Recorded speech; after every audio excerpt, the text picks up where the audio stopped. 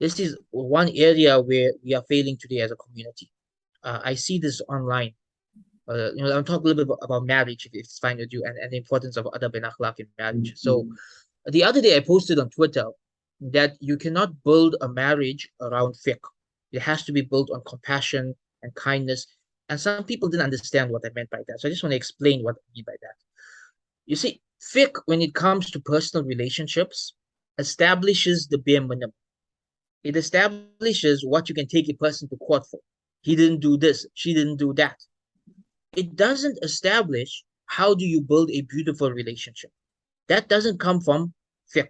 That comes from adab and akhlaq, right? Being a gentleman towards your wife, being submissive towards your husband, having that good character, being kind, being compassionate, being just, being merciful, being forgiving. That's how you build a marriage. That's how you build a relationship. And that doesn't just apply to the husband-wife relationship, with your children, with your parents. Nowadays, we have so many people who are focused only on the fiqh. And I think this may be a problem with our education system that, unfortunately, in many parts of the Muslim world, the madrasa only teaches fiqh. So we think of Islam only in terms of fiqh rulings. So like like the other day, a man came to me and he's like, "Do I have to take my wife out to a restaurant? I mean, there's nothing in the Quran or Hadith that says I have to do that, right?" Well, there's nothing in the Quran or Hadith that says a lot of things.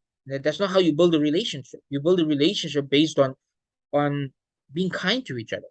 If this is something that makes your wife love you more and makes her want to be with you more and increases the muhabba between you and you can afford it, then alhamdulillah, go ahead and do it. Because technically the hadith does say the best money is the money you spend on your family. This is the hadith. So you can use that hadith over here and say that yes, this is spending money on your family in a way that increases love.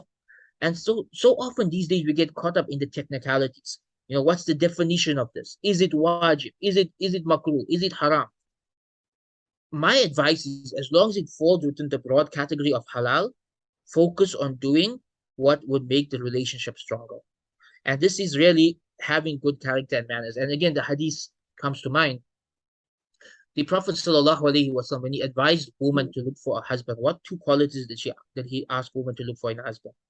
He said, when a man comes to you with a proposal who is pious and has good character, accept the proposal. Notice he didn't just say piety. He said piety and good character, because you cannot build a marriage without good character, right? If you look at the role of a man in a marriage, number one is to provide. We spoke earlier about miserliness versus generosity. A miserly man is not going to provide for his wife and children in a way that brings about love.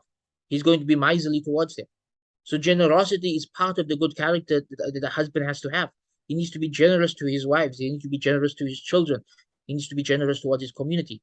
Part of good character is courage. A man needs to protect his family. You can't protect your family without courage.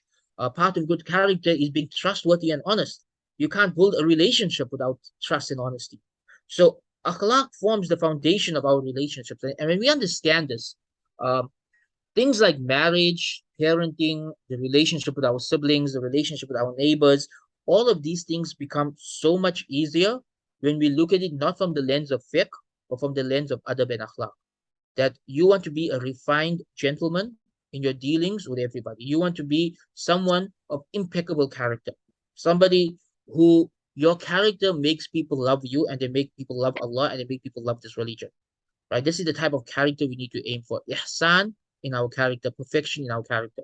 We may not get there, but that's what we aim for. We continuously try to improve so we can get to that level. And when you build your relationships on akhlaq wa adab, when you build it upon having good character and having good manners, then you will build a beautiful family. You will build a beautiful community. You will build a beautiful ummah. But it starts with how we deal with each other. It starts with wanting best for each other and having these good manners towards each other. That is the foundation of every relationship. MashaAllah, yeah, I totally agree. And I feel like this is a misconception in maybe how some Muslims have learned, but I'm always big on analogies and parables and things. I think it makes it easy to understand. So I view fiqh as a vessel, right? It stabilizes the vessel, and then what you're going to put in it is all of the beautiful character and the manners and everything like that, right? So if you just have a vessel and there's nothing in it, then okay, it's a good vessel. I mean, it's in terms of its sturdiness, but it's not really it, there needs to be more to it, right?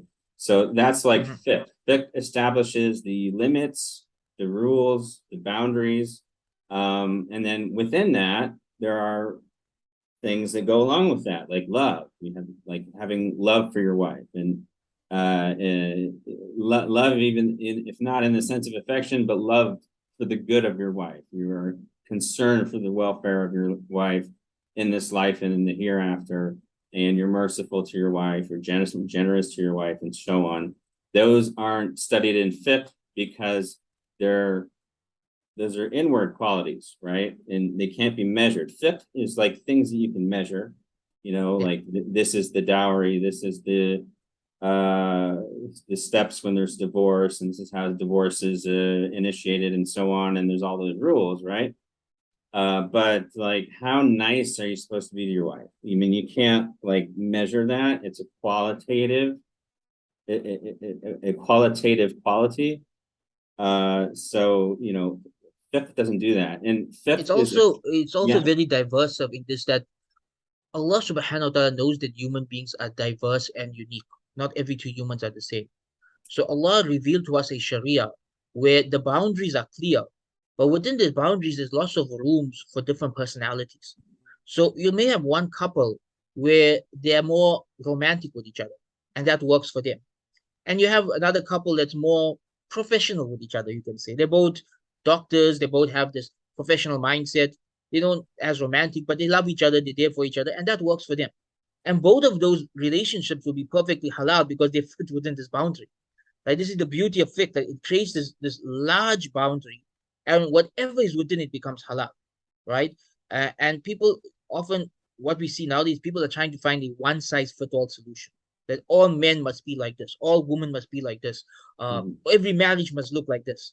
But that's not how the real world is. Every family is unique, every individual is unique, and Allah caters for this with the miracle of the Sharia, in that it Mhm. is built in a way that no matter what your personality is like, if you and your spouse work together to find how to make things work for you, as long as it falls within that category of halal, it's your business, right? It's entirely your business as long as it falls within the category of halal. And what the fiqh does to me is it establishes, the no-go zone.